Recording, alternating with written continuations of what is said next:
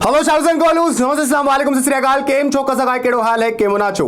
मैं Soni, welcome to easily. सो बच्चा party हम लोग पढ़ रहे थे वेक्टर, और वेक्टर में अब जो हमने पिछली क्लास में पढ़ा, हमने क्या बताया, मैंने आपको बताया कि कुछ जो एप्लीकेशंस थी वो बताई।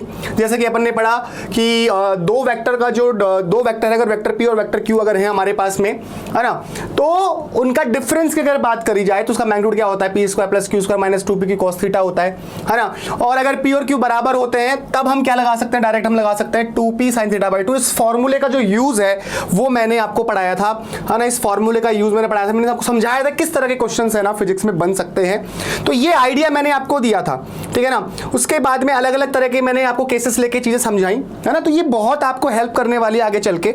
और फिर कुछ इंपॉर्टेंट मगर जो मोटी बातें थी जो कि नीट के प्रीवियस ईयर में और जेई मेंस के प्रीवियस ईयर में जो क्वेश्चंस पूछे गए थे, है ना, वहां के स्टेटमेंट उठा के मैंने आपको कुछ बातें और समझाने की कोशिश करी। खैर, अब हम जो टॉपिक पढ़ने वाले हैं, it is again very very important. और ये जो टॉपिक मैं आपको पढ़ाने वाला हूं बेटा, आज ध्यान से इसको सुनना है, क्योंकि ये जो टॉपिक है रिजोल्यूशन ऑफ वेक्टर, टॉपिक क्या बता देता हूं आपको मैं। हमारा जो टॉपिक है वो क्या है, रिजोल्यूशन ऑफ ए वेक्टर। ये बहुत इंपॉर्टेंट है, ये आपको काम आएगा जब आप काइनेमेटिक्स पढ़ोगे, तब आपको काम आएगा। जब आप लॉज ऑफ मोशन पढ़ोगे तब आपको काम आएगा। वर्क पावर एनर्जी पढ़ोगे तब आपको काम आएगा। सिस्टम ऑफ पार्टिकल्स आप पढ़ोगे तब आपको काम आएगा। ग्रेविटेशन पढ़ोगे तब काम आएगा। इलेक्ट्रोस्टैटिक्स पढ़ोगे तब काम आएगा। मैग्नेटिज्म पढ़ोगे तब काम आएगा। कहने का मतलब ये है कि ये जो टॉपिक है वेक्टर का, resolution of vector, is very very very very important. Yes बेटा, ये आपको थ्रू आउट पूरी फिजिक्स में हर चैप्टर में लगभग हर टॉपिक में काम आने वाला है। और जब इतना काम आने वाला है तो इसको अच्छे से पढ़ लिया जाए, ठीक है ना, ताकि आपको बाद में दिक्कत नहीं आए, यार क्या हो गया ये, है ना। तो ये बहुत इंपॉर्टेंट है। आइए पहले इसके बारे में कुछ इंपॉर्टेंट बातें जान लेते हैं। जैसे कि पहली बात अगर मैं इसके बारे में करूं, रिजोल्यूशन ऑफ ए वेक्टर, है ना, वेक्टर का रिजोल्यूशन। सो बेसिकली ये जस्ट अपोजिट प्रोसेस है, किसका, वेक्टर एडिशन का। तो वेक्टर एडिशन का जो जस्ट अपोजिट प्रोसेस होता है ना, उसे ही क्या कहते हैं, रिजोल्यूशन ऑफ वेक्टर। सर बात समझ नहीं आई, आएगी धीरे धीरे आएगी। तो मैं क्या पहले लाइन क्या लिख रहा हूं, पहले लाइन लिख रहा हूं मैं, it is just a opposite, it is just a opposite process, it is just a opposite process of vector addition, ठीक है ना। वेक्टर एडिशन क्या जस्ट उल्टी कहानी है ये, है ना। वेक्टर एडिशन की जस्ट उल्टी कहानी क्या है, रिजोल्यूशन ऑफ वेक्टर है। फॉर एग्जाम्पल मैं आपको समझाता हूं, एक बार समझना। जैसे एक वेक्टर था और इसका मान लो फोर्स था, और फोर्स का जो मैग्नीट्यूड है वो कितना था, 3 न्यूटन था। और दूसरा फोर्स था, इधर लग रहा था, कितने न्यूटन का लग रहा था, 4 न्यूटन का लग रहा था। मैंने कहा मेरे बेटे, मेरे गोलू एफ नेट बता। तुम बोलोगे सर कोई बड़ी बात नहीं, 4 न्यूटन और 3 न्यूटन सर एक दूसरे के परपेंडिकुलर है, 90 डिग्री का सर एंगल है। और हम जानते हैं वेक्टर एडिशन का जब आपको मैग्नीट्यूड निकालना होता है, इस तरीके से 2 फोर्स हैं, तो सर आप ये वाला फॉर्मूला लगा दो, आपका आंसर आ जाएगा। जिन जिन बच्चों ने ये सलाह मुझे दी मैंने मानी, और भाई आपने बिल्कुल सही समझा, ऐसे ही करना था, है ना। इसका मतलब जो आंसर है वो आपका कितना आ जाएगा, 5 न्यूटन आ जाएगा, क्योंकि 3 का स्क्वायर 9, 4 का स्क्वायर 16, मतलब √25 बोले तो 5। तो ये वेक्टर एडिशन हुआ। ये क्या हुआ, वेक्टर एडिशन हुआ। ये क्या हुआ, वेक्टर एडिशन हुआ। इसी तरीके से मान लो ये 5 न्यूटन का एक वेक्टर है। मैंने कहा इसको रिजॉल्व करो, 2 कंपोनेंट्स में, 2 भागों में रिजॉल्व करो, ठीक है ना। 2 पार्ट्स में तोड़ दो इस वेक्टर को, और दोनों जो पार्ट्स हैं, दोनों जो टुकड़े हैं इस वेक्टर के, इस फोर्स के जो दोनों टुकड़े हैं, एक दूसरे से 90 डिग्री के एंगल पे आने चाहिए। तो आपने एक तरफ लिखा 3 न्यूटन और आपने एक तरफ लिखा 4 न्यूटन। तो ये जो उल्टा प्रोसेस हुआ ना, 5 न्यूटन को 3 और 4 में तोड़ना, ये है रिजोल्यूशन ऑफ वेक्टर, ठीक है। तो थोड़ा सा ध्यान समझेंगे, प्यार समझेंगे। पहली लाइन मैंने बताई आपको, it is a just opposite process of vector addition. अगर हमारे पास 3 न्यूटन का ये फोर्स होता और लाला ये 4 न्यूटन का फोर्स होता, दोनों के बीच में 90 डिग्री का एंगल होता, तो इनका एडिशन का मैग्नीट्यूड कितना होता, 5 न्यूटन आता। आता।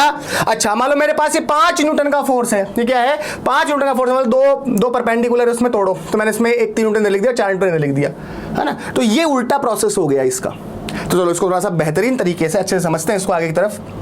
जैसे समझो मैं क्या समझाना चाह रहा हूं। ये रिजोल्यूशन ऑफ जो वेक्टर है 2 भागों में हम पढ़ेंगे। पहला resolution of A vector, resolution of A vector in 2D, पहला तो ये पढ़ेंगे बेटे 2 डायमेंशन में, और दूसरा पढ़ेंगे resolution of A vector in 3D, और फिर ये हम दूसरा ही पढ़ेंगे। तो 2 पार्ट पे हम इसको पढ़ेंगे, मतलब 2 अलग अलग चीजें हैं, resolution of A vector in 2D और resolution of A vector in 3D। ठीक है, सबसे पहला जो हम पार्ट पढ़ेंगे पहले ये पढ़ेंगे resolution of A vector in 2D। तो आइए पहले इसको समझ लेते हैं। तो पहला पार्ट क्या है, पहला है resolution of A vector in 2D। Sir ये पढ़ाना है हमको, पहले लोग के बच्चे यही पढ़ेंगे। अब इसको भी 2 भागों में बांट दिया। पहला resolution of A vector, resolution of A vector when components makes 90 degree angle with each other। मतलब एक वेक्टर को ऐसे 2 कंपोनेंट्स में तोड़ो, ऐसे 2 भागों में तोड़ो एक वेक्टर को, एक फोर्स को, कुछ भी कहिए, फोर्स भी वेक्टर ही होता है। ऐसे 2 भागों में तोड़ो कि उन दोनों भागों के बीच में एंगल 90 डिग्री हो, उन दोनों पार्ट्स के बीच में जो एंगल है वो 90 डिग्री हो, उन दोनों कंपोनेंट्स के बीच में जो एंगल है वो 90 डिग्री हो, उन दोनों घटकों के बीच में जो एंगल है वो 90 डिग्री हो। दूसरा पार्ट इसका है resolution of A vector, resolution of A vector when angle between components is not 90 degree. वो 90 डिग्री नहीं हो, 0 से 90 के बीच में कुछ भी हो, 0 से 90 के बीच में कुछ भी हो, ठीक है ना। तो पहले ये हम पढ़ेंगे resolution of vector in 2D, और 2D में पहले ये पढ़ेंगे resolution of vector when components makes 90 degree angle with each other. ठीक है, तो पहले ये उठा लेते हैं, फिर ये उठाएंगे, फिर ये 2D वाला कंप्लीट हो जाएगा, फिर 3D वाला समझेंगे। तैयार हैं आप सब लोग? हाँ सर तैयार है, बिल्कुल तैयार है। तो भाई आ जाओ पहले पार्ट पढ़ेंगे। तो पढ़ेंगे resolution of A vector in 2D when angle between components is 90 degree. जब कंपोनेंट्स के बीच में एंगल कितना हो 90 डिग्री हो। सर पहले ये टॉपिक पढ़ेंगे, ठीक है, तैयार हो? बिल्कुल सिंपल सी कहानी है बेटा, टेंशन की बात नहीं है। मान लो कि मेरे पास में ये कोई वेक्टर है, वेक्टर ए। ओके सर, आपके पास में है वेक्टर ए, इसको हमको कंपोनेंट्स में तोड़ना है, इसका हमको रिजॉल्व करना है 2D में, है ना। तो भाई और रिजॉल्व 2D में करना है, और दोनों कंपोनेंट्स के बीच में या इस वेक्टर के जो 2 पार्ट हैं, है ना, जैसे मान लो, समझो बात दोबारा से समझो, तुमको समझ में मेरे को लग रहा है कम आई ये बात। जैसे ये 5 न्यूटन है, इस 5 न्यूटन का जो इफेक्ट है ना, वो 3 न्यूटन और 4 न्यूटन मिलके अगर दोनों 90 डिग्री के ऊपर लग रहे होंगे इस तरीके से, तो दोनों 4 न्यूटन 3 न्यूटन मिलके वही इफेक्ट देंगे सेम जो कि 5 न्यूटन दे रहा था। समझ रहे हो? तो ये 3 न्यूटन और 4 न्यूटन इस 5 न्यूटन के क्या हो गए, भाग हो गए, कंपोनेंट कहलाएंगे। ये क्या कहलाएंगे, कंपोनेंट कहलाएंगे। क्या कहलाएंगे, कंपोनेंट कहलाएंगे। तो वो वही बात कर रहा हूं मैं। तो मान लो मेरे पास में कोई वेक्टर है, बोलो ओके साहब वेक्टर ए है, इसको कंपोनेंट्स में तोड़ना है, बोलो ओके सर कंपोनेंट्स में तोड़ना है, घटकों में तोड़ना है, भागों में तोड़ना है, पार्ट्स में तोड़ना है, और वो दोनों पार्ट्स जो मिलके वही सेम इफेक्ट देंगे जो कि वेक्टर ए देगा। बस समझ आई, है ना।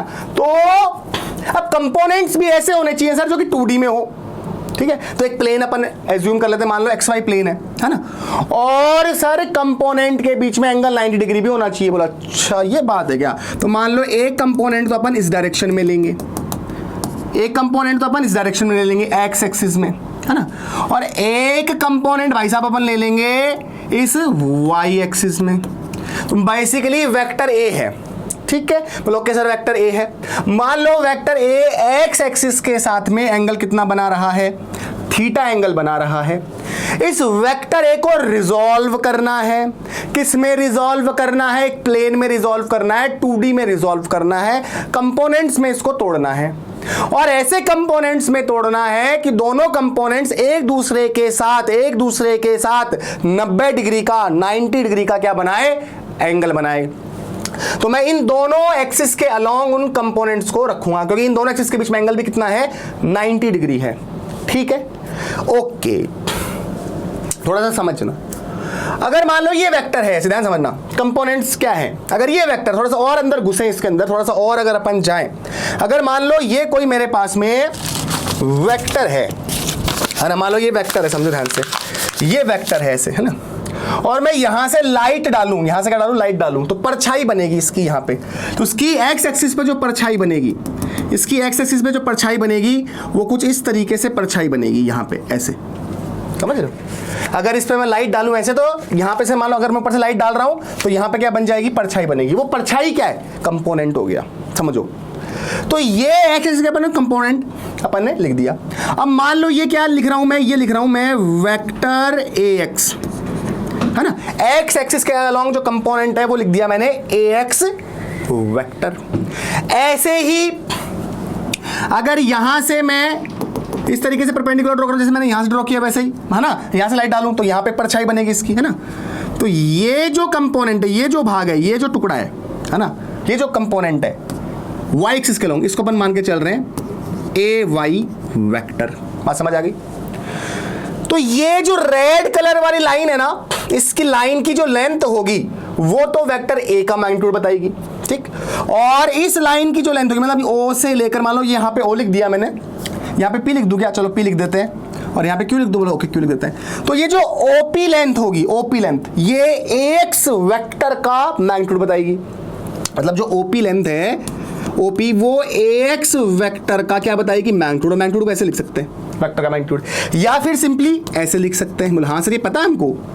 और OQ इस लाइन की जो लेंथ होगी, ये किसका मैग्नीट्यूड बताएगी, ये बताएगी आपके AY वेक्टर का मैग्नीट्यूड बताएगी। चाहो तो आप इसको AY भी लिख सकते हैं, ठीक है। तो यहां पर AX और AY जो हैं, वेक्टर A के जो कंपोनेंट हैं 2D में जो रिजॉल्व करके अपन ने लिखे हैं, इनके AX और AY क्या है, मैग्नीट्यूड है, ठीक है। हमारा टारगेट है अभी इस AX का मैग्नीट्यूड निकालना, मतलब AX वेक्टर का मैग्नीट्यूड निकालना, और AY वेक्टर का मैग्नीट्यूड निकालना, ये हमारा टारगेट है, ठीक है, ओके। अगर आप इस वेक्टर A को इस तरीके से 90 डिग्री पे आपने तोड़ा हुआ है ना, 90 डिग्री पे दो कंपोनेंट में तोड़ा हुआ है, तो वेक्टर A को कैसे लिखा जाना चाहिए, तो भाई ऐसे लिख सकते हैं। तो वेक्टर A को आप ऐसे लिख सकते हो, क्योंकि वेक्टर A जो है वो किसके बराबर होगा, ये AX वेक्टर और AY जो वेक्टर है इनके सम के बराबर होगा, समझ रहे हो, क्योंकि आपने इसको रिजॉल्व किया ना, रिजॉल्व करके आपने ऐसे लिखा। तो इन दोनों को जोड़ने पर, इन दोनों को AX वेक्टर और AY वेक्टर को जोड़ने पर क्या आएगा, वेक्टर A आएगा। समझ आ रही है, क्योंकि रिजोल्यूशन ऑफ वेक्टर तो वेक्टर एडिशन का क्या है, जस्ट अपोजिट प्रोसेस ही है। तो अगर अपन ये मान के चलते इस वेक्टर A का, ये अगर यहाँ पे AX वेक्टर होता है, यहाँ पे AY वेक्टर होता है, इसका मतलब दोनों को जोड़ने पे ही आता, समझ रहे हो। या ऐसे कहो कि वेक्टर A के दो पार्ट है, ये और ये, है ना, तो वही चीज है। अच्छा, अब इसको और अच्छे से कैसे लिख सकते हैं, इसको ऐसे भी लिख सकते हैं अपन। अब वेक्टर AX, कोई भी वेक्टर में दो चीज होती, एक मैग्नीट्यूड होता है और एक उसकी यूनिट वेक्टर होता है, मतलब डायरेक्शन होती। तो वेक्टर AX कैसे लिखोगे, इसका मैग्नीट्यूड जो कि AX हो जाएगा, और इसका यूनिट वेक्टर, और AX वेक्टर की डायरेक्शन है इधर, मतलब एक्स एक्सिस के अलोंग, और एक्स एक्सिस के अलोंग जो अपन यूनिट वेक्टर लेते हैं, समझा चुका हूं मैं, वो अपन यूनिट वेक्टर लेते हैं आई कैप, याद होगा। और वाई एक्सिस के अलोंग जो अपन यूनिट वेक्टर लेते हैं वो अपन लेते हैं जे कैप। क्लियर है, ठीक है, ओके। तो यहाँ पे AX वेक्टर क्या हो जाएगा, AX इंटू आई कैप, मतलब वेक्टर बराबर मैग्नीट्यूड इंटू उसका यूनिट वेक्टर या उसका डायरेक्शन। अब भाई ए वाई वेक्टर कैसे लिखोगे सर, इसका मैग्नीट्यूड ए वाई और इसकी डायरेक्शन के लिए जो यूनिट वेक्टर यूज होता है वो जी कैप। तो इस तरीके से आप इस वेक्टर ए को लिख सकते हो। समझ में कहानी? बोलो ओके सर। अच्छा, अगर मैं बोलूं वेक्टर ए का मैग्नीट्यूड बताओ, मैं बोलूं मैग्नीट्यूड बताओ, क्या बताओ? मैग्नीट्यूड ऑफ वेक्टर ए बताओ। मैंने अगर आपसे ये पूछा, मतलब ये क्या होगा साहब? बोलो सर ये तो बहुत सिंपल कहानी है, तुमको पता है, पढ़ा चुके हो आप। अगर कोई भी वेक्टर इस फॉर्म में लिखा है, आई कैप जे कैप के कैप के फॉर्म में, और आपको मैग्नीट्यूड चाहिए तो अंडर रूट ले लो पहले सर, और आई कैप का जो मल्टीपल है उसका स्क्वायर कर दो। आई कैप का मल्टीपल सर ए एक्स है, तो उसका स्क्वायर कर दो सर। बोलो ओके सर। और सर जो जे कैप है ना, जे कैप का जो मल्टीपल है वो क्या है? ए वाई है, तो सर ए वाई का स्क्वायर कर दो। अल्लो सर आपका काम हो गया साहब, ये मैग्नीट्यूड आ गया। बोलो ओके, मतलब बच्चे इंटेलिजेंट हो गए। बोलो वेरी गुड, बहुत बढ़िया, शाबाश। ठीक है सर, यहां तक कोई टेंशन नहीं है, यहां तक कोई दिक्कत नहीं है। अच्छा साहब, अब मैं डायरेक्शन की बात करूं कि वेक्टर ए एक्स एक्सिस से कितना एंगल बना रहा, अगर ये मैं मान लो पूछना चाह रहा हूं, है ना, तो भाई कैसे निकालोगे? टेंशन निकालोगे। और हालांकि मैं तुमको ये शॉर्ट ट्रिक से बता चुका हूं कि अगर इन दोनों के बीच में 90 डिग्री एंगल है, आई के पर जे के पे लिखा हुआ है ना, और एंगल आपको एक्स एक्सिस मतलब ए एक्स से चाहिए, तो इसको भूल जाओ, इसको पकड़ लो, तो क्या लिखोगे? ये हो जाएगा आपका ए वाई अपॉन ए एक्स। यस और नो? बोला हाँ सर हो जाएगा इस तरीके से। या फिर ऐसे समझ लो, अगर इस ट्राइंगल से आप टेन थीटा निकालते हो, टेन थीटा क्या होता है भाई? हम जानते हैं पंडित बद्री प्रसाद अपॉन हर हर बोले, तो ये टेन थीटा होता है परपेंडिकुलर अपॉन बेस। थीटा के सामने वाली साइड परपेंडिकुलर, 90 के सामने वाली हाइपोटेन्यूज बेस ही है, तो परपेंडिकुलर ये होगा। और ये लेंथ किसके बराबर है? ओ क्यू के बराबर। ओ क्यू किसके बराबर है? ए वाई जो वेक्टर उसका मैग्नीट्यूड बराबर, मतलब ए वाई के बराबर हो गया। ठीक, और ये बेस, इसका मैग्नीट्यूड क्या होगा? ए एक्स होगा, मतलब ओपी जो लेंथ होगी वो एक्स के बराबर होगी, एक्स। तो यहां से थीटा बराबर क्या लिख सकते हो? थीटा बराबर लिख सकते हो tan इनवर्स ए वाई अपॉन ए एक्स। तो ये सब वही बातें जो हमने पहले पढ़ी, उसमें कोई अलग नहीं है। पर हमारा जो मेन टारगेट है, ये तो हमने चीजें पढ़ी हुई हैं कहीं ना कहीं, पर हमारा जो मेन टारगेट है, जो हमें सीखना है, जिसमें हमें प्रैक्टिस करनी है, जो मैं चाहता हूं आप करें, उसी पे हम बस चल रहे हैं धीरे धीरे। मैं आपसे पूछना चाहता हूं कि यार एक बात बताओ मेरे को, इस एक्स वेक्टर का मैग्नीट्यूड मतलब एक्स कितना होना चाहिए? इस एक्स वेक्टर का मैग्नीट्यूड मतलब एक्स कितना होना चाहिए, अगर मैं पूछना चाह रहा हूं। पहले तो आप चाहो तो ये स्क्रीनशॉट ले लो और इसका अपने नोट्स बना लो अपनी कॉपी में, मैं साइड में हो गया, ठीक है ना। तो मैं पूछना चाह रहा हूं पहले तो आपसे कि भाई एक्स का मैग्नीट्यूड क्या होगा, दूसरा पूछना चाह रहा हूं ए वाई का मैग्नीट्यूड कितना होगा। तो ये बड़ी सिंपल सी कहानी है, देखो आप ध्यान समझो। अगर भाई मैंने इधर वेक्टर ए लिया है और इसको मैं दो कंपोनेंट्स में तोड़ रहा हूं, एक्स और वाई एक्सिस के अलोंग, अगर ये बेटे थीटा है और आपको ये जो वेक्टर है इसका मैग्नीट्यूड जो ए एक्स है वो लिखना है, तो मैं डायरेक्ट लिख रहा हूं, मैं लिख रहा हूं ए कॉस थीटा, और वाई एक्सिस के अलोंग जो कंपोनेंट है आपका ए वाई वेक्टर, उसका जो मैग्नीट्यूड है ए वाई, उसको मैं लिख रहा हूं ए साइन थीटा, ठीक है ना। ये मैं डायरेक्ट हमेशा जब भी करूंगा डायरेक्ट ऐसे लिखूंगा। अब आपको ये हमेशा समझ में आया कि मैं डायरेक्ट क्यों लिख रहा हूं, वो कहानी मैं आपको बताऊंगा। मैं हमेशा, पहले सुनो, मैं हमेशा करूंगा क्या, जब भी आपको क्वेश्चन में पढ़ाऊंगा, काइनेमेटिक्स पढ़ेंगे, लॉज ऑफ मोशन पढ़ेंगे, वर्क पावर एनर्जी पढ़ेंगे, यहां पे कोई वेक्टर होगा, यहां पे थीटा लिखा होगा ना, तो मैं डायरेक्ट ए कोस थीटा लिख दूंगा और यहां पे ए साइन थीटा लिख दूंगा, डायरेक्ट करूंगा हमेशा ये, और आपको भी समझ में आएगा ये बाद में। पर इससे पहले ये आया कैसे वो समझना जरूरी है, क्योंकि मेरे को तो पता है कैसे आया है, तो उसमें डायरेक्ट लिखा, पर आपको समझाना जरूरी है। और ये कोई बड़ी बात नहीं है, ये वही बातें हैं जो आपने 9वीं 10वीं में पढ़ी है, ट्रिग्नोमेट्री। एक बात बताओ, आपको अगर ये चाहिए, थीटा के सामने साइड परपेंडिकुलर, 90 के सामने वाली हाइपोटेनियस और बची हुई बेस, क्लियर है। आपके पास में गिवन डेटा क्या है सर? हमारे पास में गिवन क्या है? हाइपोटेनियस है, और हाइपोटेनियस है ये, और इसका मैग्नीट्यूड क्या होगा, जो कि वेक्टर ए का मैग्नीट्यूड होगा, तो ये आपके बराबर किसके हो गया? ए के बराबर होगा। हाइपोटेनियस का मैग्नीट्यूड मतलब हाइपोटेनियस ये जो लेंथ है ये वेक्टर ए का मैग्नीट्यूड होगा, और वेक्टर का मैग्नीट्यूड आप ए से लिख सकते हो। यस। बेस की बात करूं तो बेस किसके बराबर है? बेस ये है, ये किसके बराबर होगा? एक्स के बराबर होगा। और परपेंडिकुलर की बात करूं तो ये इसके बराबर होगा। परपेंडिकुलर किसके बराबर है?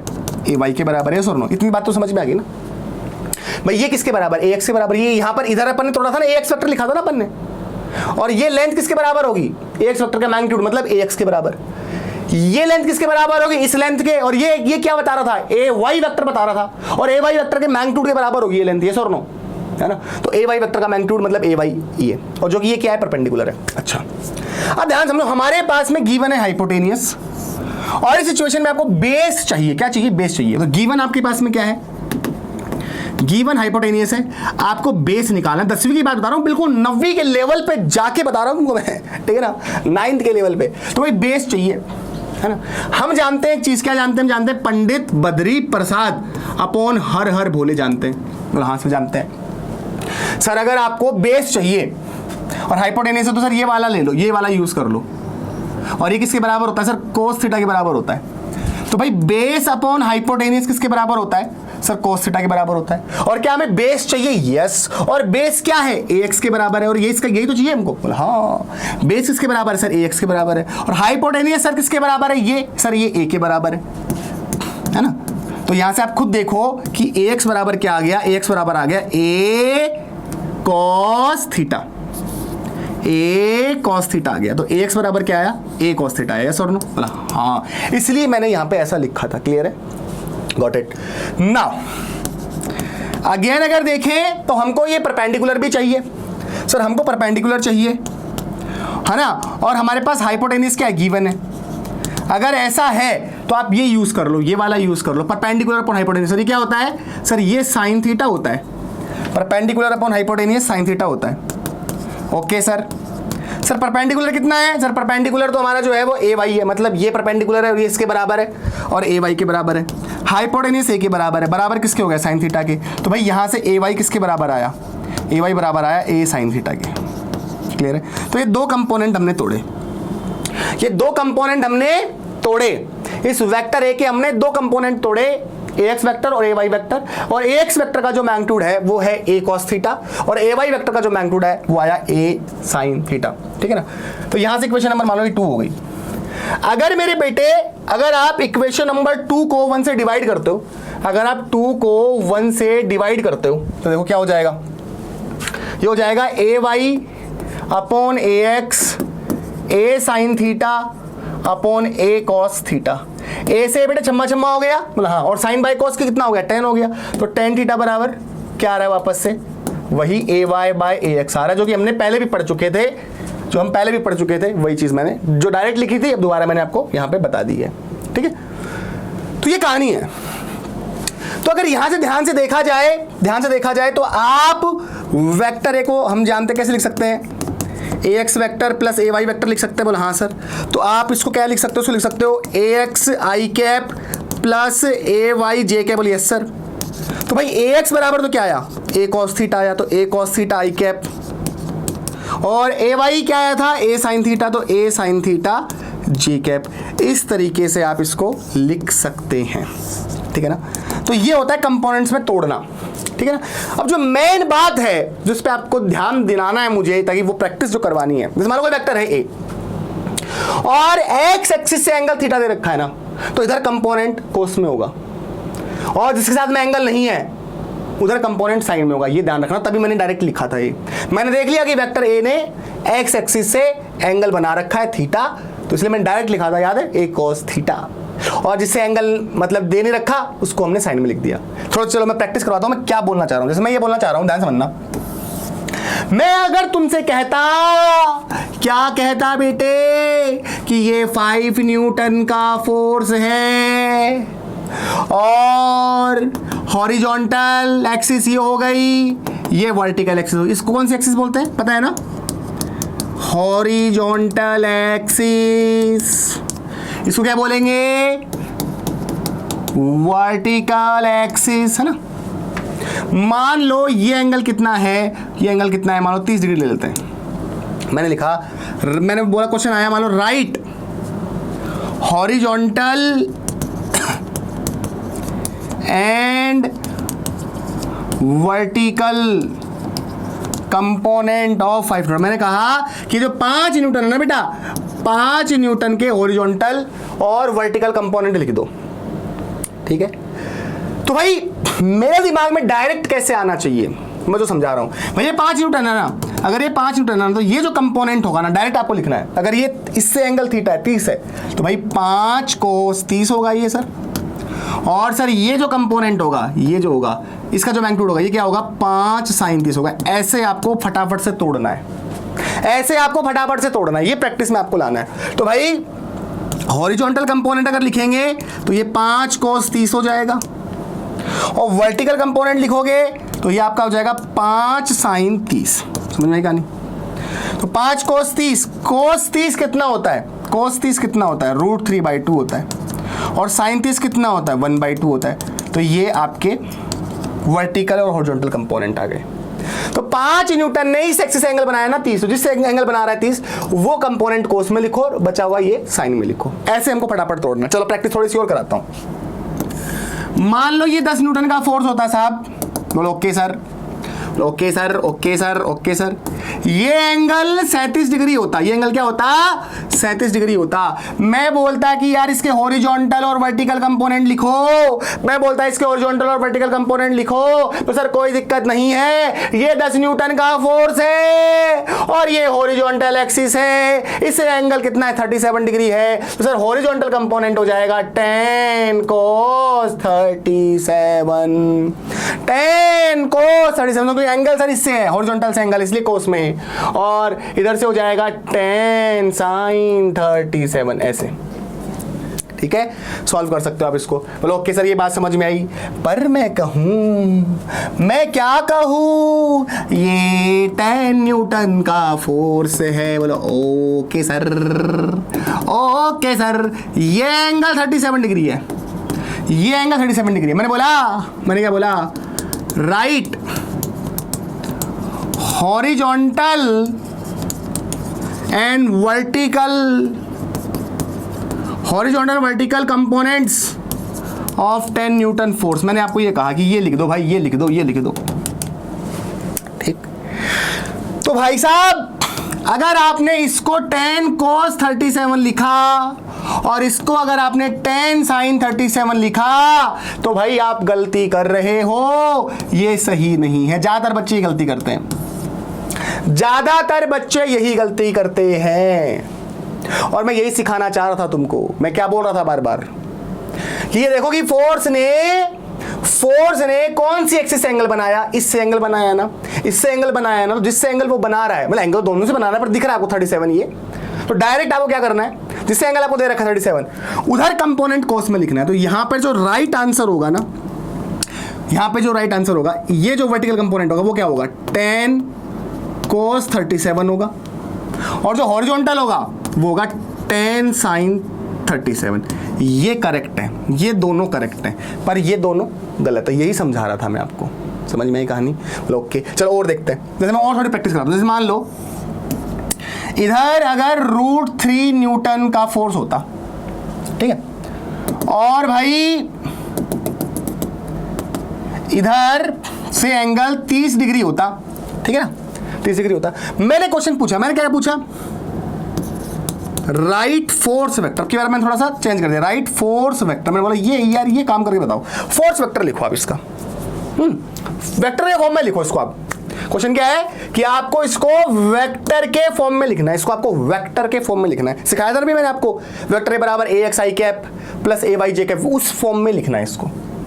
तो उसके लिए सबसे पहले AX और AY पता होनी चाहिए, है ना। तो मान लो ये हम FX बोले इसको, और इसको हम FY बोले, भाई ये X कंपोनेंट हो गया और ये Y कंपोनेंट हो गया। तो अब तुम लिखना चालू कर दो, वीडियो पॉज कर लो, फिर बाद में मैच करना आंसर, तभी आएगा मजा पढ़ने और पढ़ाने दोनों का, नहीं तो मजा नहीं आएगा बेटा। ठीक है ना, वीडियो पॉज करो, मास्टर की बात मानो। चलो आ जाओ। अच्छा मैंने क्या सिखाया कि √3 न्यूटन ने एंगल इससे बनाया ना, इससे बनाया ना एंगल, इससे, इस एक्सिस से 30। तो इधर कंपोनेंट किस में होगा, कोस में होगा, जिससे एंगल बन रहा है उधर कंपोनेंट कोस में। तो ये क्या होगा √3 cos 30। बस ये सीख जाओ बेटा, बस ये सीख जाओ यार, है ना। और इससे एंगल दे नहीं रखा तो FY बराबर क्या हो जाएगा, इसको साइन में कर देंगे, तो √3 sin 30। ये प्रैक्टिस सब बच्चों की होनी चाहिए, ठीक है ना। इसके लिए यूनिट वेक्टर हो जाएगा I कैप, और इसके लिए हो जाएगा माइनस का J कैप। पता है ना आपको बात, क्योंकि पॉजिटिव Y के लिए क्या होता है, पॉजिटिव Y के लिए क्या होता है unit vector J cap, negative X के लिए क्या होता है माइनस का I कैप, है ना। तो अब अगर वेक्टर फॉर्म में लिखना, मान लो इसको वेक्टर F, तो क्या हो जाएगा, ये होगा आपका FX vector plus F Y vector. बोला हाँ सर, दो कंपोनेंट में। तो एफ एक्स का मैग्नीट्यूड कितना है? √3 cos 30, √3 cos 30 ये मैग्नीट्यूड हो गया। और यूनिट वेक्टर की बात करें तो क्या है? आई कैप है, तो आई कैप, ठीक है। बोलो ओके सर। और एफ वाई के मैग्नीट्यूड की बात करें तो एफ वाई का मैग्नीट्यूड कितना है? √3 sin 30। बोलो ओके सर। और सर यूनिट वेक्टर क्या हो गया? माइनस का जे कैप, इसलिए माइनस यहां पे लगा रहा हूं, जे कैप, ठीक है ना। तो ये वेक्टर फॉर्म हो गया। आगे चाहो तो आप ये cos 30 की वैल्यू रख दो, sin 30 की वैल्यू रख दो और इसको लिख दो। चलो मैं लिख देता हूं पूरा एक बार इसको। तो √3 cos 30 की वैल्यू कितनी होती है? cos 30 की वैल्यू कितनी होती है? √3/2 आई कैप माइनस √3/2 जे कैप, ठीक है ना। तो √3 × √3 क्या हो जाएगा? 3 हो जाएगा। तो ये 3/2 हो जाएगा, 3/2 आई कैप माइनस √3/2 जे कैप। ये इसका फाइनल आंसर हो जाएगा। इसको हमने वेक्टर फॉर्म में लिख दिया और मैग्नीट्यूड मतलब कंपोनेंट में तोड़ना सीख ही लिया, ठीक है ना। एक आधे क्वेश्चन और करता था कि आपकी प्रैक्टिस बनी रहे, आपको डर ना लगे, है ना। तो आपका डर निकालना है मुझे बेटा। बच्चों, मेरे प्यारे बच्चों, ध्यान से देखना, ठीक है ना। मान लो यहां पर 30 न्यूटन का फोर्स लिया। बोलो ओके सर। ये एंगल कितने डिग्री का है? 37 डिग्री का है ना, 37 डिग्री का है। बोलो ओके सर। मैं बोल रहा हूं right force in vector form. Force को वेक्टर फॉर्म में लिखो, वेक्टर फॉर्म में लिखो। फोर्स किस में लिखो? वेक्टर फॉर्म में लिखो। फोर्स को किस में लिखो? Right force in vector form, vector form में लिखो। Okay sir, okay sir, okay sir. तो भाई पहले कंपोनेंट तोड़ ले यार, कंपोनेंट तोड़ ले यार। तो एक बात बताओ, क्या ये 30 sin 37 होगा क्या? होगा क्या? होगा क्या? नहीं सर, नहीं सर, ये 30 sin 37 नहीं होगा।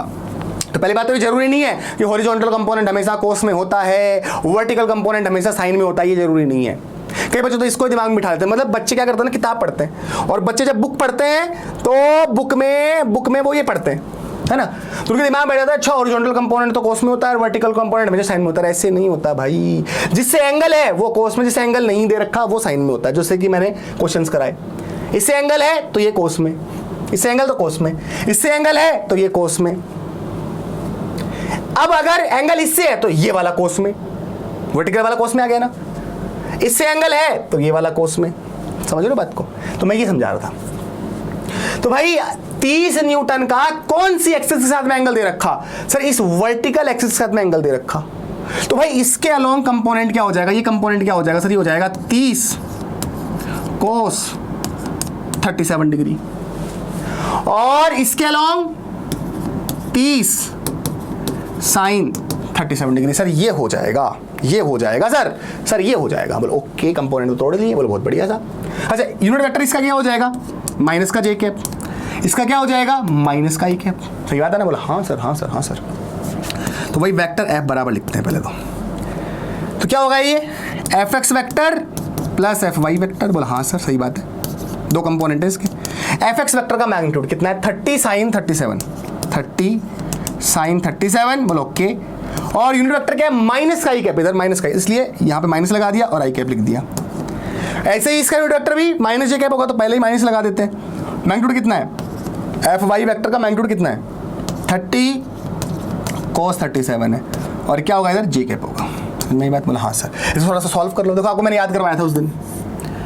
अगर ये एंगल 37 डिग्री है तो सामने वाली साइड क्या होगी? 3 होगी।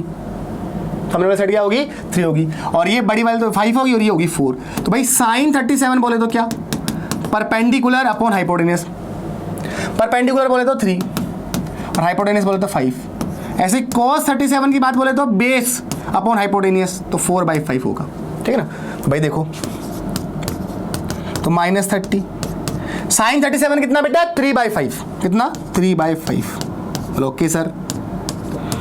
cos 37 कितना बेटे? 4/5। बोलो ओके सर। तो देखो यहाँ पे कितना हो जाएगा? 6 हो जाएगा, और यहाँ पे कितना हो जाएगा? 6 हो जाएगा। तो कितना बचेगा? फाइनल आंसर अगर लिखें, चलो यहाँ लिख देता हूँ। वेक्टर है बराबर कितना हो जाएगा? देखो 18, तो माइनस का 18 आई कैप, और ये 24 जे कैप। ये होगा वेक्टर फॉर्म। और अगर आप इसका मैग्नीट्यूड भी निकालोगे ना ऐसे करके, -18 का स्क्वायर प्लस -24 का स्क्वायर, जब इसको सॉल्व करोगे तो ये 30 ही आएगा। ये क्या आएगा? 30 से 900 आएगा पूरा ये अंडर रूट में।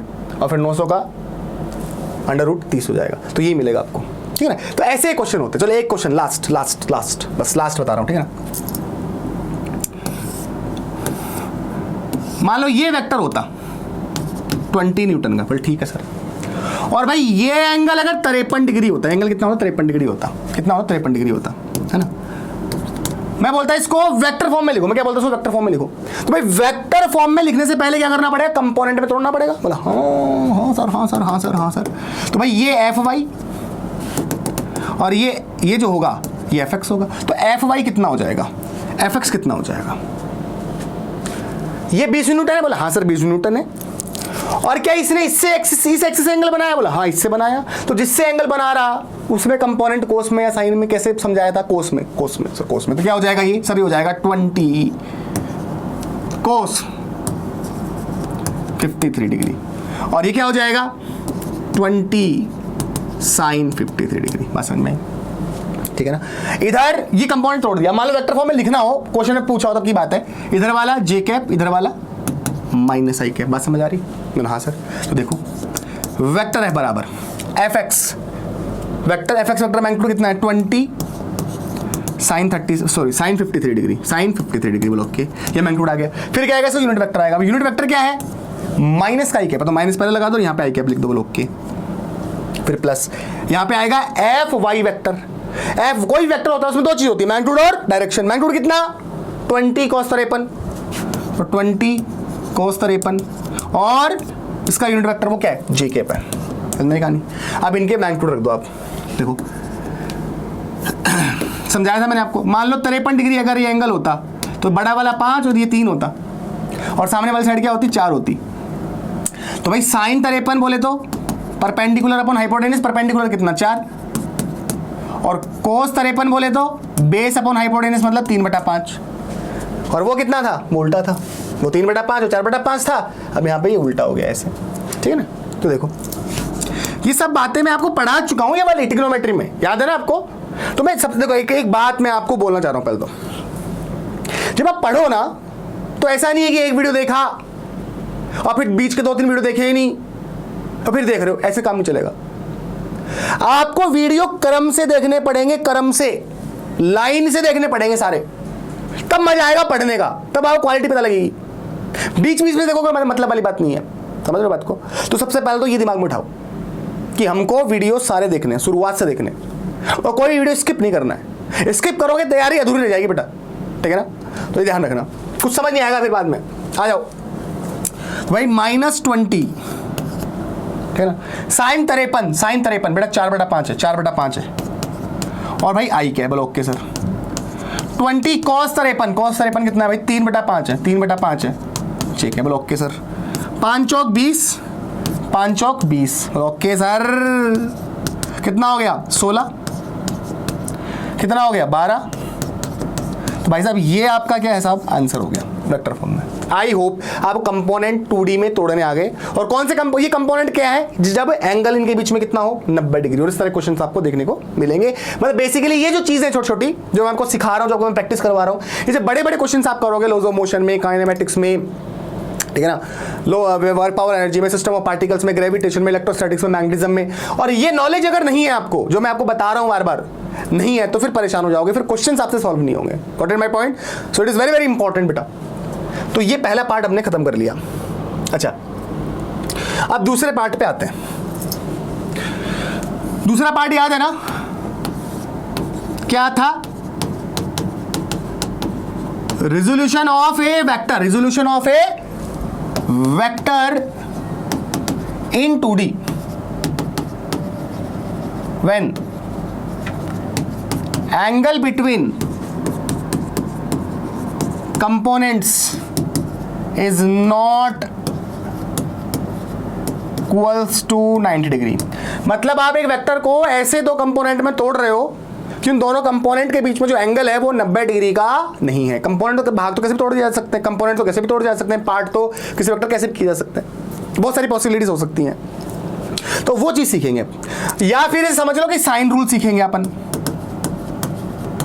या तो ऐसे समझ लो, या फिर समझ लो कि लामी थ्योरम सीखेंगे हम, ये सब चीजें एक लगभग एक सी है। चलो आओ मैं आपको सिखाता हूं, पहले कंफ्यूज नहीं करूंगा, सिंपल बातें करेंगे अपन पहले, फिर बड़े बड़े नाम लेंगे, लामी थ्योरम, साइन रूल, ये जो भी है। आ जाओ। मतलब मैं तुमसे कहना क्या चाह रहा हूं, मान लीजिए मेरे पास में क्या होता, ये एक वेक्टर होता, मान लीजिए मेरे पास में क्या होता, एक क्या होता, ये वेक्टर होता। बोलो ओके, इसको हमें क्या करना है, दो कंपोनेंट में तोड़ना है। इसको हम क्या करना है, इसको हमें दो कंपोनेंट्स में तोड़ना है। बोलो ओके, बट इन कंपोनेंट्स जब आप तोड़ो तो कंपोनेंट्स के बीच में एंगल 90 डिग्री नहीं होना चाहिए। बोलो ओके ठीक है सर। तो मान लो मैंने दो एक्सिस बनाई, एक तो एक्सिस मैंने ये बनाई, एक एक्सिस मैंने इस तरीके से ये बनाई, ठीक है, और दूसरी एक्सिस मान लो मैंने ऐसे बना दी, दूसरी एक्सिस मैंने मान लो ऐसे कुछ ऐसे बना दी, और इन दोनों एक्सिस के अलोंग मेरे को कंपोनेंट तोड़ना है। मान लो पहली एक्सिस ये फर्स्ट एक्सिस हो गई और ये एक्सिस नंबर 2 हो गई। इन दोनों एक्सिस के अलोंग मेरे को कंपोनेंट तोड़ना है, और इन दोनों एक्सिस के बीच में एंगल कितना नहीं है, 90 डिग्री नहीं है, ठीक है ना। ओके, मान लो ये इससे एंगल बना रहा है अल्फा और ये इससे एंगल बना रहा बीटा, ठीक है ना।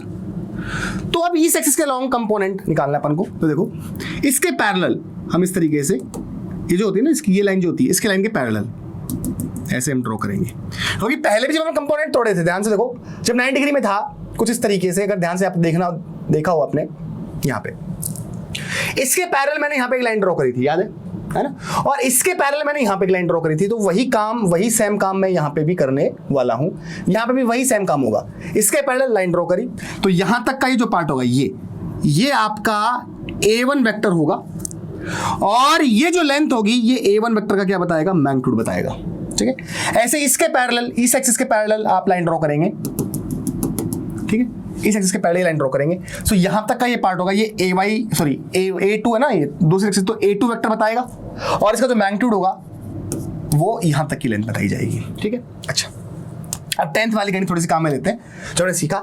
ये दोनों पैरेलल एक्सिस हो गई, पैरेलल लाइंस हो गई, दोनों पैरेलल लाइन। अगर पैरेलल लाइन है और ये ऐसे कट कर रहा है तो जेड की शेप में जो एंगल बनते हैं वो बराबर होते हैं। तो अगर ये बीटा, तो ये भी क्या होगा, बीटा होगा। ये पढ़ा है ना आपने 10th क्लास में, ये ऐसे ये पढ़ा होगा। अगर ये एंगल बीटा है तो ये भी एंगल क्या होगा, बीटा होगा, पढ़ा है ना अपन। ये अगर ये दो लाइन पैरेलल है, ऐसे लाइन एक काट रही है, तो अगर ये बीटा तो ये भी बीटा। तो ये 10th वाला कंसेप्ट हमने देखा यहाँ से, बोला ठीक है सर। अगर ये अल्फा, इस ट्रायंगल में देखो, ये एंगल अल्फा, ये एंगल अगर बीटा, तो ये वाला जो एंगल है, ये वाला जो एंगल है भाई, टोटल कितना होता है 180। तो ये कितना हो जाएगा 180, यहाँ लिख देता हूँ 180 माइनस अल्फा प्लस बीटा हो जाएगा। बोला हाँ सर हो जाएगा, कोई दिक्कत नहीं है। चलो अब साइन रूल का यूज करके हम A1 A2 इनका मैग्नीट्यूड निकाल सकते हैं। साइन रूल क्या कहता है समझना। अगर इस तरीके से यहाँ पे आप देख पा रहे हो कि ये A1 वेक्टर है, ये वेक्टर A है, और ये क्या दिखा रहा है, ये क्या दिखा रहा है आपका A2 वेक्टर दिखा रहा, ये A2 वेक्टर दिखा रहा है ना, और ये A वेक्टर दिखा रहा है, और ये A1 वेक्टर दिखा रहा है। अगर आपके पास में इस तरीके से 3 आपके पास में वेक्टर हैं तो कैसे लिखते हैं अपन। साइन रूल क्या कहता है, ध्यान समझना। साइन रूल क्या कहता है, यही साइन रूल है और यही लामी थ्योरम है। थोड़ा सा और अच्छे से एक्सप्लेन कर दूंगा, ध्यान सुनना। आप कोई भी वेक्टर ले लो, जैसे मान लो आपने ये वेक्टर लिया, पहले वेक्टर A, इसका मैग्नीट्यूड लिखो, अपोन में क्या आएगा वो बताऊंगा, फिर बराबर का निशान। फिर दूसरा वेक्टर, कोई भी वेक्टर ले लो, क्या है ये A1 वेक्टर है ना, तो इसका मैग्नीट्यूड यहाँ पे ऐसे लिख दो A1, ठीक है, फिर बराबर का निशान लगाओ। फिर तीसरा वेक्टर क्या है A2 वेक्टर, भाई ये अगर A2 वेक्टर तो ये भी A2 वेक्टर ही होगा, पैरेलल तो है ना, तो इसका मैग्नीट्यूड लिख लो, ठीक है, अपॉन साइन। साइन रूल से साइन आएगा, साइन आएगा। अब एंगल क्या होगा वो बात करेंगे, यहाँ पे भी साइन आएगा। एंगल क्या होगा बात करेंगे, यहाँ पे भी साइन आएगा। एंगल क्या होगा वो बात करेंगे। अगर ये वेक्टर A है और यहाँ पे आपने वेक्टर A का मैग्नीट्यूड लिख दिया, तो इसके सामने, जिसके इस साइड के सामने जो एंगल है वो एंगल यहाँ पे आएगा। तो एंगल कितना है, इसके जस्ट सामने एंगल क्या है, 180 minus alpha plus beta, 180 minus alpha plus beta है। अच्छा, A1 की बात करें, A1 वेक्टर, तो A1 वेक्टर की साइड के सामने कौन सा एंगल बन रहा है, साइड के सामने बन रहा है ये एंगल बीटा, तो यहाँ पे क्या आ जाएगा बीटा। A2 के सामने, इस A के इसके सामने, इसके सामने, इस साइड के सामने जो एंगल बन रहा है वो कौन सा बन रहा है, अल्फा बन रहा है। इसके सामने कौन सा बन रहा है, अल्फा बन रहा है, तो यहाँ पे क्या आ जाएगा, अल्फा आ जाएगा, ठीक है ना। इसके सामने कौन सा बीटा, इसके सामने कौन सा ये, इसके सामने कौन सा ये बचा हुआ है, ठीक है ना। तो भाई ये जो है ना, तो ये दोनों एंगल छोड़ दो, ये दोनों एंगल जो बने वो छोड़ दो, बचा हुआ ले लो। जैसे ये है ना, ये वाली साइड है, तो ये और ये वाला एंगल छोड़ दो, इसके साथ में बना हुआ दूसरा ये ले लो। ये है तो ये वाला है और ये वाला एंगल छोड़ दो, ये ले लो। वही मैंने काम यहाँ पे किया, यही साइन रूल खत्म हो गया। अब थोड़ा सा इसको और लिख ले सकते हैं। आपको मैंने ट्रिग्नोमेट्री जब पढ़ाई थी तो मैंने आपको बताया होगा साइन 180 माइनस थीटा कुछ करके। तो 180 माइनस थीटा कौन से क्वाड्रेंट में चले गए? ध्यान सुनो, याद करो, 0, 180 डिग्री, 90 है ना, 270, याद है ना। 180 माइनस थीटा मतलब आप कौन से क्वाड्रेंट में चले गए? 180 में प्लस कुछ होता तो इधर आते, घट रहा है तो कुछ इधर जा रहे हो, मतलब सेकंड क्वाड्रेंट में हो आप। और सेकंड क्वाड्रेंट में साइन जो होता है वो क्या होता है? पॉजिटिव होता है ना। तो 180 माइनस साइन 180 माइनस थीटा, अगर मान लो ऐसा होता, साइन 180 माइनस थीटा होता, तो क्या साइन का कोस चेंज होता? नहीं सर, चेंज तो यहां पर ही होता है, तो साइन का साइन ही रहेगा। क्या पॉजिटिव होता है सेकंड क्वाड्रेंट में साइन? यस पॉजिटिव होता है, तो क्या लिखा जाएगा? साइन थीटा के बराबर होता है। याद है ना आपको, एक कॉन्सेप्ट में मैंने पढ़ाया आपको ट्रिग्नोमेट्री में। Yes sir. तो इसलिए sine 180 minus alpha plus beta किसके बराबर होगा? साइन अल्फा प्लस बीटा के बराबर होगा सर। और ये क्या है? A1 साइन बीटा हो गया, ये क्या हो गया? A2 अपॉन साइन अल्फा हो गया सर। ठीक है सर। अगर आपको A1 चाहिए है ना, तो आप इन दोनों से लिख सकते हो। तो यहां से क्या हो जाएगा? देखो A1 बराबर, ये साइन बीटा इधर चला जाएगा, मल्टीप्लाई हो जाएगा, क्रॉस मल्टीप्लाई कर दिया अपन, इधर चला गया। तो A sign beta upon sine alpha plus beta, ये आपका जो वेक्टर A था उसका जो कंपोनेंट आपने तोड़ा इधर A1, इस A1 का मैग्नीट्यूड क्या हो गया? ये हो गया, ये A1 का मैग्नीट्यूड ये आ गया। तो ऐसे लिखा जाता है A2। तो ये भी आपको क्वेश्चन सॉल्व करने में बहुत बार काम आएगा। A2 लिखना है तो आप A2 लिखना है तो ये दोनों ले लो, है ना।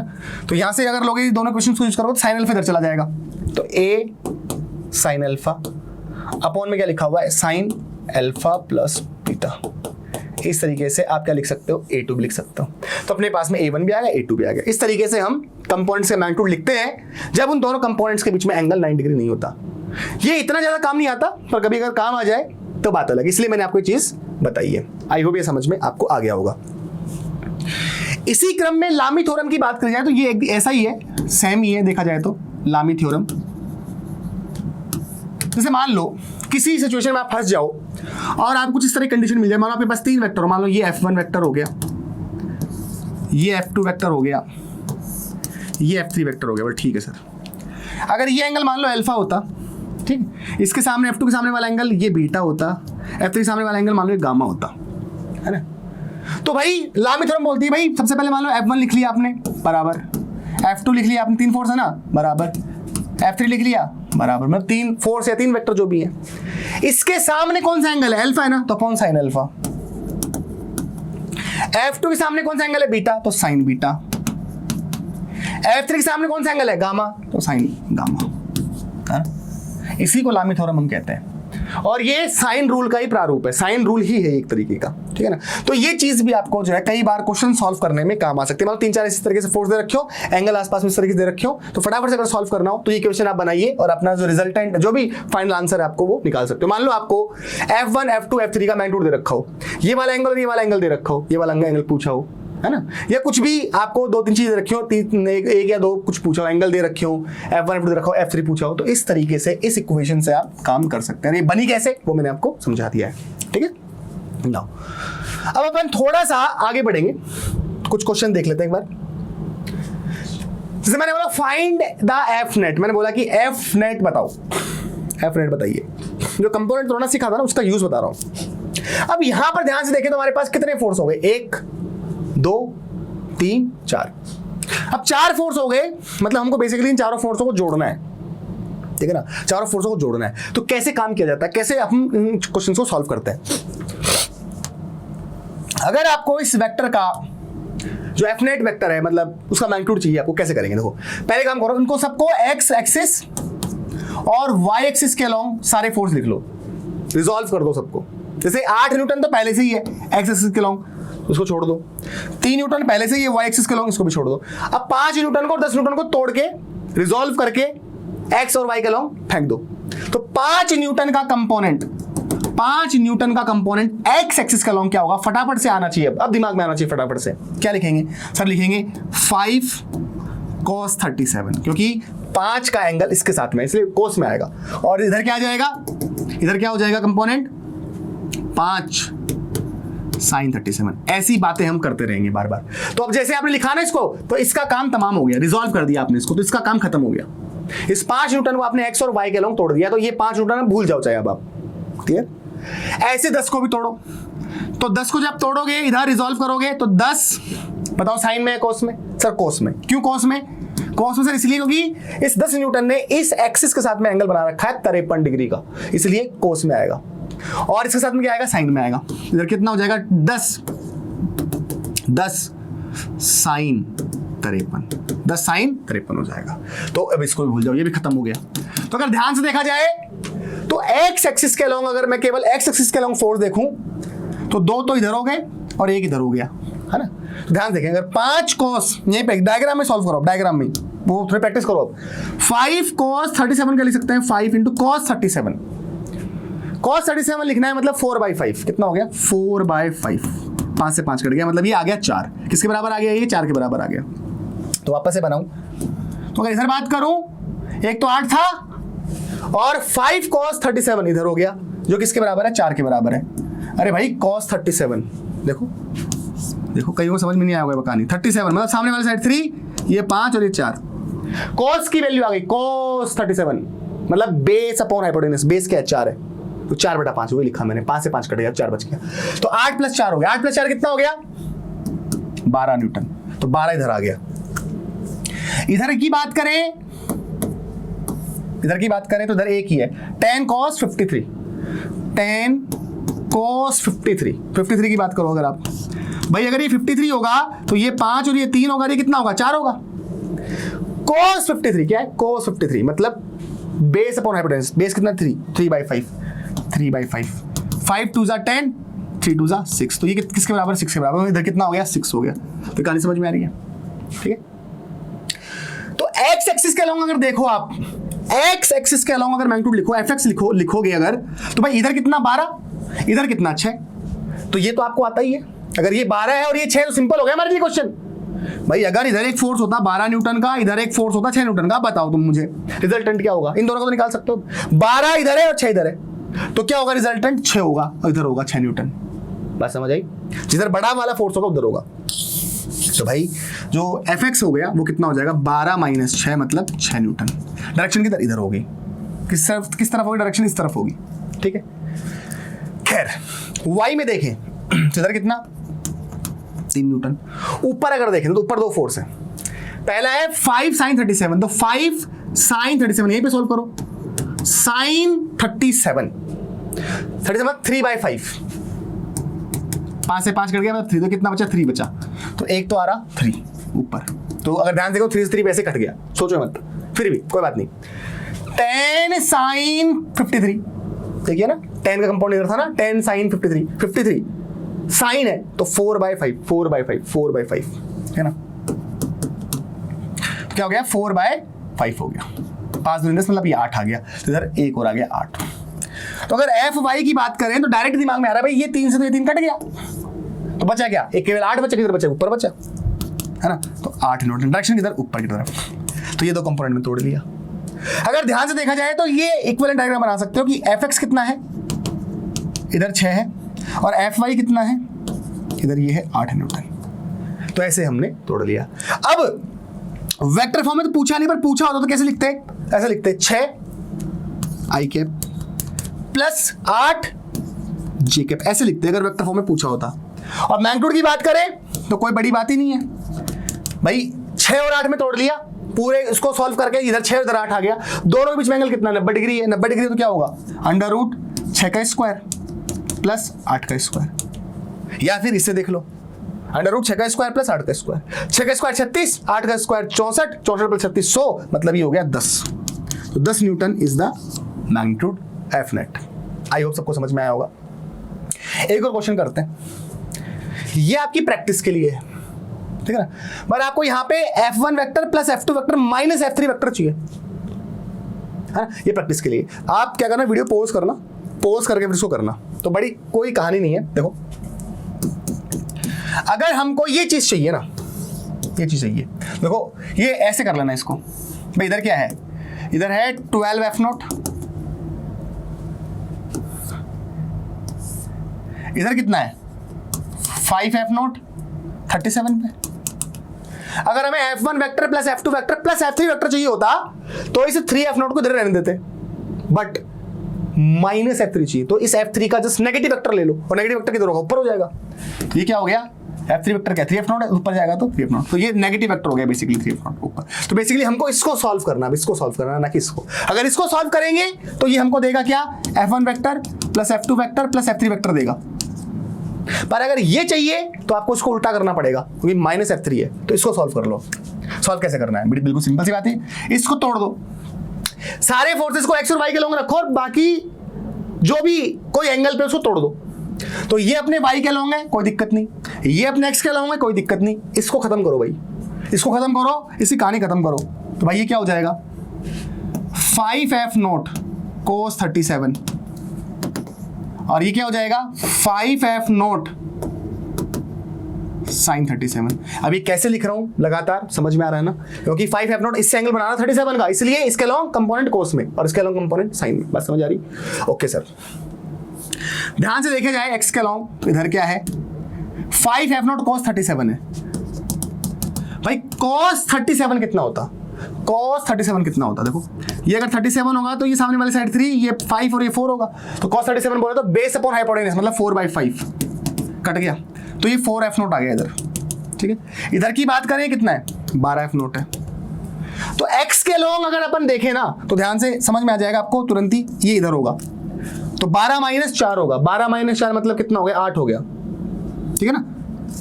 तो 8F0 आपका क्या हो जाएगा, Fx हो जाएगा इधर। y के लॉन्ग देखें तो भाई एक तो 3F0 पहले से ही है, बोल हाँ सर 3F0 पहले से ही है, और एक ये है 5F0 sin 37, क्या sin 37, तो क्या हो जाएगा ये 3/5 हो जाएगा, 3/5, तो 5 से 5 कटेगा तो 3F0 हो जाएगा। तो 3F0 पहले से था, 3F0 ये हो गया, तो ये हो गया 6F0। तो आपका Fy क्या आ गया, ऊपर आ गया, कितना आ गया 6F0 आ गया, ठीक है ना। तो आराम से सोल्व हो गया, इसका भी आंसर वही तो हो जाएगा। ये क्या हो जाएगा 6F0 का स्क्वायर और 8F0 का स्क्वायर, तो ये आपका रिजल्टेंट हो जाएगा, जो कितना जाएगा आपका 10F0 आ जाएगा, 10F0 आ जाएगा, ठीक है ना। तो वैसे ही चीजें हैं, कुछ अलग इसमें है नहीं। आई होप यहां तक तो आपको समझ में आ गया होगा, ठीक है। अब थोड़ा सा हम देखते हैं कि जब 3D में इसको तोड़े, किस में तोड़े, 3D में तोड़े तो क्या कहानी होगी। तो अपन पढ़ने वाले हैं दूसरा part, resolution of A vector in 3D। तो ये बिल्कुल कहानी सिंपल सी है, कुछ छोटी छोटी बातें वो समझ लेते हैं। आ जाओ, मान लो बेटे ये अगर कोई वेक्टर ए होता और 3D में तोड़ना होता, मान लो ये एक्स एक्सिस, ये अपनी वाई एक्सिस, और ये अपनी जेड एक्सिस, ये वाली जेड एक्सिस। अब बोर्ड में कैसे दिखाएंगे इसको, प्लस जेड को, ये प्लस जेड होती है और अंदर वाली माइनस जेड होती है। तो बोर्ड में दिखाने का तरीका क्या होता है, इसको हम ऐसे दिखा देते हैं, ठीक है ना। इधर यूनिट वेक्टर आई कैप, इधर जे कैप, इधर के कैप।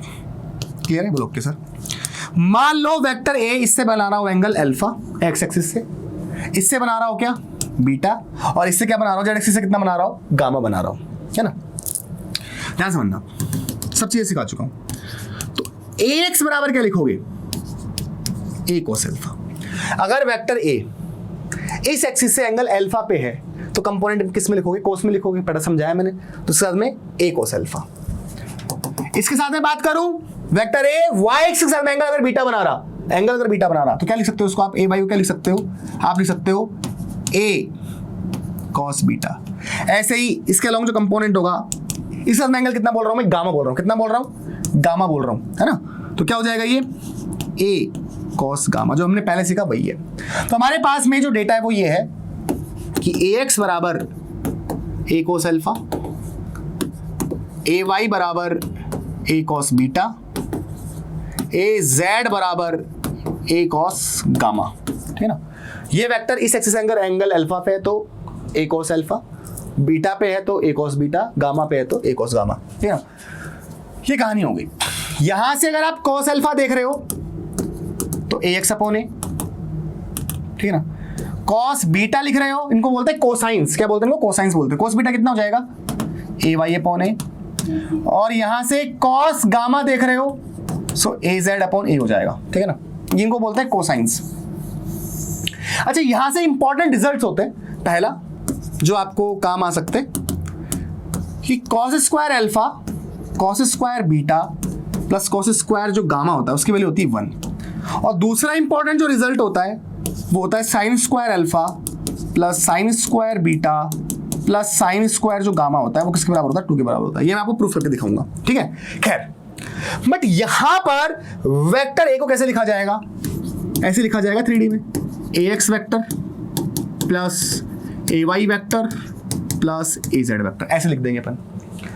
तो भाई इसको थोड़ा सा फॉर्म अच्छे से लिखो तो ax का मैग्नीट्यूड क्या लिखा था अपन ने, a cos अल्फा लिखा था, यूनिट वेक्टर आई कैप। ay वेक्टर का मैग्नीट्यूड a cos बीटा लिखा था, unit vector j cap. az vector का मैग्नीट्यूड अपन ने az कितना था, a cos गामा था, तो ऐसा ऐसा लिखा जाएगा। अगर कोई आपसे पूछ ले मैग्नीट्यूड, क्या पूछ ले, मैग्नीट्यूड ऑफ वेक्टर, ये तो बताओ नहीं बता सकते, सिर्फ बता सकते हैं, क्या दिक्कत है।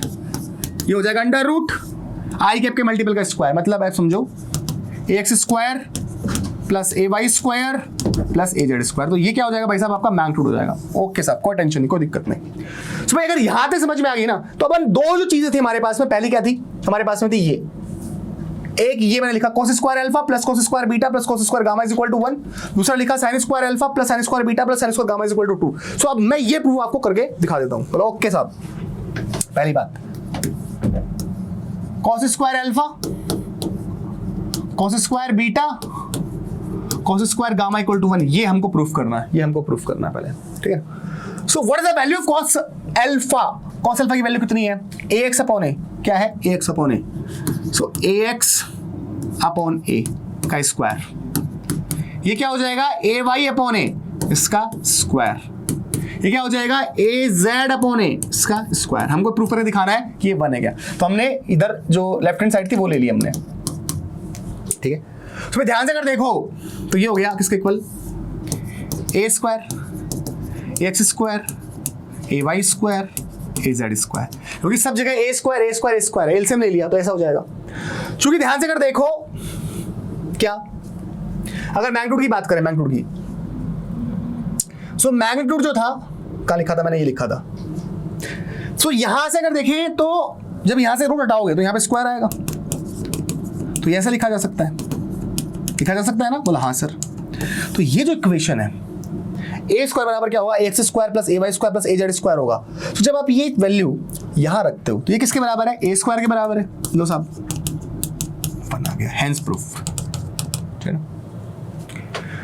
और ऐसे ही वो दूसरी वाली जो इक्वेशन थी वो भी प्रूफ की जा सकती है। दूसरी वाली क्या थी, sine square alpha plus sine square beta plus sine square gamma equal to 2, तो एलएचएस ले लेते हैं, क्या दिक्कत है।